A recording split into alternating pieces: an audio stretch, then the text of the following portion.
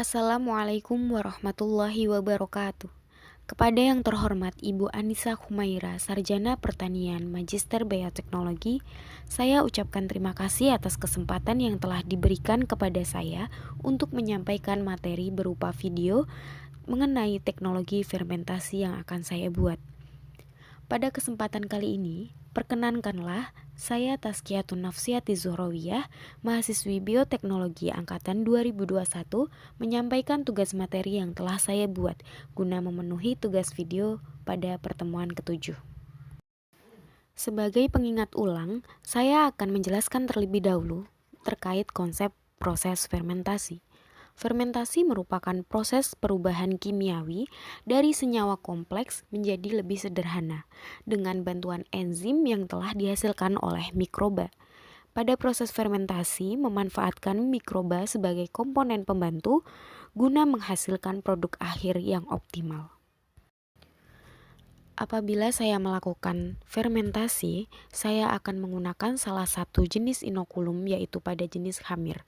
Spesies spesifik khamir yang akan saya pakai adalah Saccharomyces cerevisiae. Saccharomyces merupakan mikroorganisme yang sangat luas dikenal masyarakat sebagai ragi roti.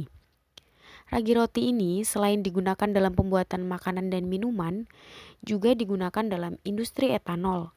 Saccharomyces cerevisiae telah lama digunakan dalam industri alkohol dan minuman beralkohol, sebab mikroorganisme ini memiliki kemampuan dalam memfermentasi glukosa menjadi etanol. Hal yang menarik adalah proses fermentasi etanol pada khamir tersebut berlangsung pada kondisi aerob. Inokulum yang ditambahkan harus dalam keadaan aktif dan berada pada fase eksponensial sesuai dengan kriteria inokulum yang baik. Inokulum yang saya tambahkan pada proses fermentasi etanol ini berjumlah 28 gram.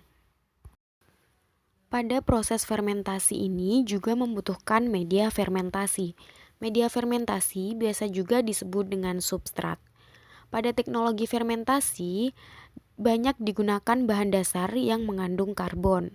Oleh karena itu, kebanyakan media fermentasi berasal dari tumbuhan dan hewani. Contohnya yaitu pada limbah pangan, biji-bijian atau grain, serta susu. Media fermentasi yang saya gunakan adalah molase atau tetes tebu. Molase merupakan salah satu bahan baku alternatif dalam pembuatan bioetanol karena prosesnya lebih sederhana yang hanya meliputi proses fermentasi dan destilasi. Bahan baku molase memiliki harga yang relatif murah dan mudah didapatkan. Oleh karena itu, pemanfaatan molase dalam fermentasi etanol dapat dilakukan dengan skala besar. Molase yang saya gunakan untuk media fermentasi ini mengandung sejumlah besar gula, baik sukrosa maupun gula produksi. Molase bersifat kental serta kadar gula dan pH-nya masih terlalu tinggi, sehingga harus ditambahkan bahan lain sebagai media untuk memenuhi kebutuhan nutrisi untuk mikroba melakukan metabolisme dalam proses fermentasi. Maka dari itu, saya membuat perbandingan 1:3, yaitu membuat media fermentasi dengan jumlah molase 1,8 liter dan air sebanyak 5,4 liter. Metabolisme fermentasi etanol yang terjadi adalah di mana substrat atau media fermentasi yang telah saya buat dipecah oleh khamir, ditandai dengan adanya pemecahan glukosa yang terkandung dalam substrat molase yang saya pakai. Reaksi glikolisis memecah glukosa menjadi asam pirufat. Kemudian fermentasi etanol dimulai, di mana asam pirufat diubah menjadi etanol dengan melepaskan karbon dioksida dari pirufat dan diubah menjadi asetaldehida senyawa 2 karbon. Asetaldehida yang telah dihasilkan direduksi oleh NADH dan akhirnya akan menjadi produk etanol. Apabila melakukan fermentasi sesuai komponen yang saya buat, maka kinetika fermentasi yang dihasilkan, yaitu karena kebutuhan nutrisi pada media telah terpenuhi, maka pertumbuhan khamir Saccharomyces cerevisiae dan kadar etanol yang dihasilkan semakin tinggi. Faktor lain yang mempengaruhi adalah tingkat pH pada media.